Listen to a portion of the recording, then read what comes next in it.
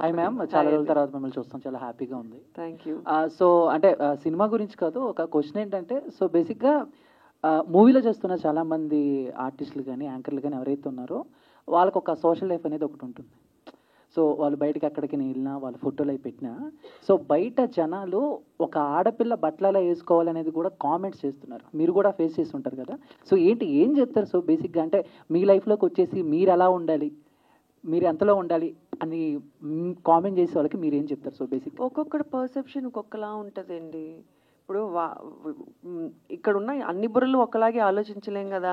వాడేదో అలా ఆలోచించుకున్నాడు, వాడు అలా రాసుకుంటున్నాడు, అది వాడి పర్సెప్షను. అది మనం ఎంతవరకు తీసుకోవాలన్నది మన మైండ్కి ఉండాలి.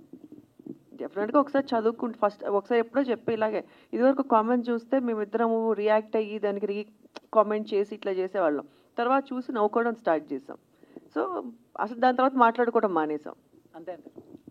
అంటే మీరు ఎప్పటి నుంచో ఇండస్ట్రీలో ఉన్నారు. సో ఒక ఆడపిల్ల ఇండస్ట్రీలో సర్వైవ్ అవ్వాలంటే చాలా కష్టాలు పడాలి, చాలా ఫేస్ చేయాలి. సో అలాంటిది మీ అమ్మాయిని హీరోయిన్గా చేయటం ఎంతవరకు అది రిస్క్ అనుకోవాలా, లేకపోతే మీకు ఆల్రెడీ సర్కిల్ ఉంది కాబట్టి ఒక వే అనేది? అంటే ఫస్ట్ ఆఫ్ ఆల్ బేసిక్గా మీరు అన్నట్టు ఆడపిల్ల సర్వైవ్ అవ్వాలంటే కష్టపడాలి అన్నారు కదా. భగవంతుడి దయ వల్ల నేను ఏ రోజు టీవీ ఇండస్ట్రీలో కానీ సినిమా ఇండస్ట్రీలోని కష్టపడలేదండి. బికాస్ ఐ కేమ్ ఫ్రమ్ అంటే ఐ మీన్ కొన్ని ప్రాబ్లమ్స్. అదే చెప్తున్నా. టీవీలో ఉన్నప్పుడు మా ఆయనే డైరెక్టర్ కాబట్టి నేను చేసే ప్రోగ్రామ్స్కి I was queen there. And cinema నేను చేస్తున్నప్పుడు సినిమాకు కూడా నన్ను వరించి నేను సినిమాలోకి తీసుకున్నాను కాబట్టి నాకు ఆ రెస్పెక్ట్ ఎప్పుడు ఇచ్చారు. సో ఇప్పుడు జనరేషన్ అట్లా లేదండి. అందరూ ఎడ్యుకేటెడ్ అయిపోయారు, అందరూ హీరోయిన్స్, హీరోస్, డైరెక్టర్స్ అందరూ. సో ఎవరిని తక్కువగా ఎవరు చూడట్లేదు, అందరికీ ఆ రెస్పెక్ట్ ఇచ్చే చూస్తున్నారని నేను అనుకుంటున్నా. ఒకప్పుడు ఫీల్డ్ వేరేమో నాకు తెలియదు, కానీ ఇప్పుడైతే అట్లా లేదు.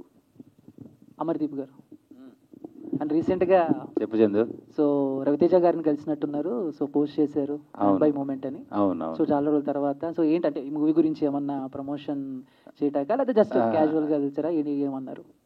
ఒక పిలుపు వచ్చింది, వెళ్ళాల్సి వచ్చింది, కలవాల్సి వచ్చింది, కలిశారు. ఆ పిలుపు గురించి చెప్తాను, మెల్లగా చెప్తా. అంటే కొన్ని విషయాల్ని ఎంత దాచుంటే అంత మంచిది. అంటే అది నిజమో కాదు నాకు తెలియాలి.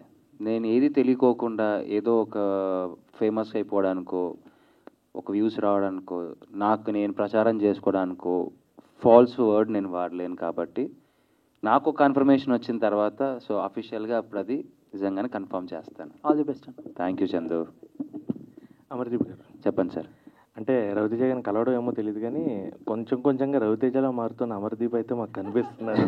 ఆ లుక్ వైజ్ కానీ వేస్తున్నా కానీ ప్రొఫైల్ కానీ ఏదన్నా కానీ.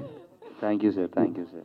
ఓకే, ఈ సినిమాలో అంటే ఇందాక చెప్పినట్టు ఒక డాక్టర్ ఒక రౌడీ ఫెలోకి పడడం అనేది ఒక కాన్సెప్ట్లో చెప్పారు.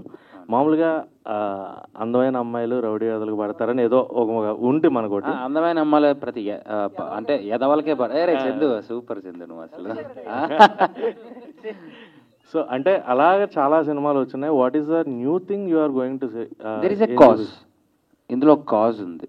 అంటే ఆ అమ్మాయికి కాదు, మనం పెద్ద బేవార్స్. మనకు అసలు మనం ఉన్న ఊర్లో, మనం ఉన్న స్ట్రీట్లో అందమైన అమ్మాయి కనపడడమే గొప్ప. అసలు ఫస్ట్ ఆఫ్ ఆల్ ఆవిడ మా స్ట్రీట్కి ఎందుకు వచ్చినది ఒక కాజ్ ఉంది. ఆ కాజ్ వల్ల తను రావడం నేను చూడడం జరిగింది. ఆ కాజ్ వల్ల, ఒక ఇష్యూ వల్ల తను ఎలాంటి సిచ్యువేషన్లోకి వెళ్ళింది, సో తనకంటూ ఎవరున్నారు, ఎవరు వస్తారు అనే దాని మీద పాయింట్ వెళ్తుంది. అంటే సో అది లవ్. మహేంద్ర గారు